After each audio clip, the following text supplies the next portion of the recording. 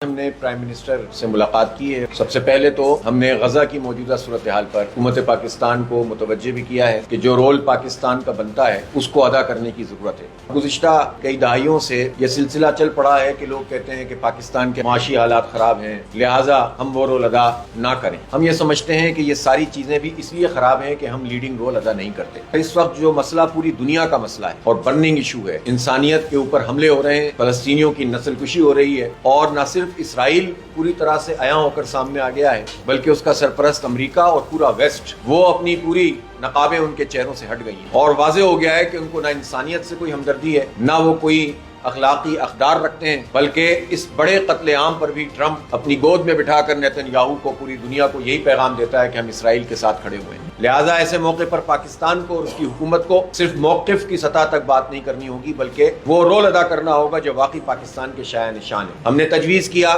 کہ پارلیمنٹرین اور stake holder پر مشتمل ایک گروپ بنایا جائے کہ جو فوری طور پر وہ ممالک جو میٹر کرتے ہیں اس پوری سچویشن میں، ترکی ہے، مصر ہے، سعودی عربیہ ہے اور قطر ہے، جارڈن ہے اور انڈونیشیا ہے، ملیشیا ہے، ان کا دورہ کریں اور ایک متفقہ لائحہ عمل کے طور پر آگے بڑھیں۔ دوسری بات یہ ہے کہ فریڈم فلوٹیلا کی طرز پر ایک کانوائے بنایا جائے اور اس میں ٹرکی، پاکستان اور انڈونیشیا کی نیویز خاص طور پر کردار ادا کریں اور اس محاصرے کو توڑیں کہ جس کو کر کے لاکھوں انسانوں کو اس وقت وہ اذیت میں مبتلا کر کے رکھے ہوئے ہیں یہ صہیونی۔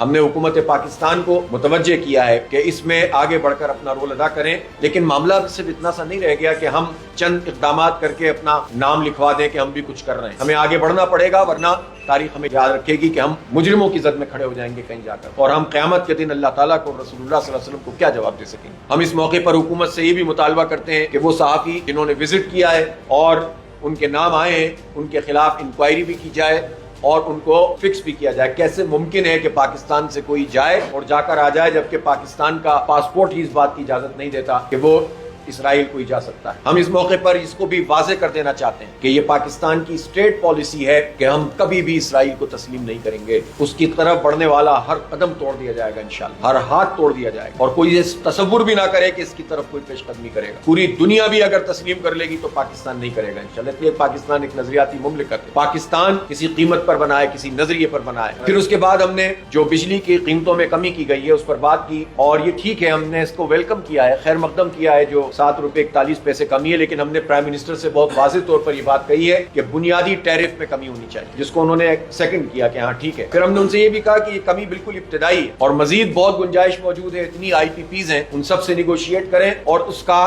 جو اثر ہے وہ بجلی کے بلوں میں آنا چاہیے۔ بجلی کے بل درست ہو جائیں گے تو معیشت کو جنون استحکام ملے گا۔ صحیح بات یہ ہے کہ اس وقت حکومت جتنے بھی اعداد و شمار پیش کر دے، جب آپ بازار میں جاتے ہیں اور گھر کا سودا خریدتے ہیں اور اپنی تنخواہ کو دیکھتے ہیں اور اپنے بلوں کو دیکھتے ہیں تو پتہ چل جاتا ہے کہ ملک میں مہنگائی کی شرح کیا ہے۔ یہ حکومت کے بتانے سے شرح کم نہیں ہوتی مہنگائی کی، یہ ہماری قوت خرید اور جو حالات ہوتے ہیں گروسری اسٹور پر اس سے پتہ چلتا ہے کہ مہنگائی ہے کہ کچھ چیزیں سستی ہو گئی ہیں۔ ہم نے بہت واضح طور پر یہ بات کہی کہ ہمارا بہت واضح مطالبہ ہے، اور ایشو ہے، اور یہ پاکستان کے لوگوں کا مسئلہ ہے کہ تنخواہ دار طبقے سے آپ اتنی کٹوتی کر رہے ہیں۔ بڑے بڑے جاگیردار، ان کو کچھ نہیں کہا جاتا، عام کسانوں کا بیڑا غرق ہو جاتا ہے، بڑے جاگیردار مزے کر رہے ہوتے ہیں، ان سے انکم ٹیکس نہیں لیا جاتا، اور تنخواہ دار آدمی، پروفیشنل آدمی، اس کے تنخواہوں سے اتنے ڈائریکٹلی جو ہے وہ ٹیکس کٹ جاتا ہے۔ اس سلیب کو ریوائز کریں، انہوں نے ہم سے کہا تو ہے کہ ہم اس پر کام کر رہے ہیں، لیکن ہمارا یہ واضح مطالبہ ہے، اور جماعت اسلامی اپنی اس عوامی جدوجہد کے اوپر قائم ہے۔ تیسری چیز جو بہت امپورٹنٹ ہے تمام ہی چیزوں کے ساتھ، وہ اس وقت ملک کے حالات ہیں۔ بلوچستان کے حوالے سے ہم نے حکومت کو تجاویز بھی دی ہیں کہ ان کو کس طرح امپاور کریں، اور سی پیک میں جو بلوچستان کا مقام ہونا چاہیے وہ اس کو ملنا چاہیے، جو منصوبے پہلے سے طے ہیں مکمل ہونے چاہیے۔ ہم نے پرائم منسٹر کو یہ کہا ہے، مطالبہ بھی کیا ہے، تجویز بھی دی ہے کہ بلوچوں کو ان کے زخموں پر مرہم رکھنے کی ضرورت ہے، لاپتہ افراد کو بازیاب کرنے کی ضرورت ہے، اور ایک اچھا جیسچر اس وقت قائم ہوگا جب پرائم منسٹر اپنا ایک آفس باقاعدہ کوئٹہ میں قائم کریں۔ خیبر پختونخوا پر بات ہوئی کہ وہاں جس طرح افراتفری ہے، اور خیبر پختونخوا کے حالات کی کنجی افغانستان سے بامانی مذاکرات اور امن کے قیام میں، اس میں پیش رفت ہونی چاہیے۔ افغان حکومت سے بھی ہمارا یہی مطالبہ ہے کہ وہ اپنی سرزمین کو پاکستان کے خلاف استعمال نہ ہونے دیں۔ یہ دونوں ملک افورڈ ہی نہیں کر سکتے کہ یہ آپس میں لڑیں، بیٹھ کر کر بات کرنی ہوگی, امن کو قائم کرنا ہوگا, دیرپا امن کو تلاش کرنا ہوگا. ہم نے کراچی پر بھی بات کی کہ وہ منی پاکستان ہے اور اس کا بیڑا غرق کر کے رکھ دیا ہے. کچھ پروجیکٹ جن کا تعلق وفاق سے, وہ وفاق تو کرنے چاہیے. اور ویسے بھی یہ تو پی ڈی ایم کی حکومت ہے. پچھلے دنوں مولانا فضل الرحمان صاحب نے تو یہ بیان بھی دیا کہ پی ڈی ایم قائم ہے اور پی ڈی ایم کے سربراہ مولانا ہیں اور پی ڈی ایم میں وہ اپوزیشن میں ہیں اور باقی پارٹیاں حکومت میں ہیں. یہ جو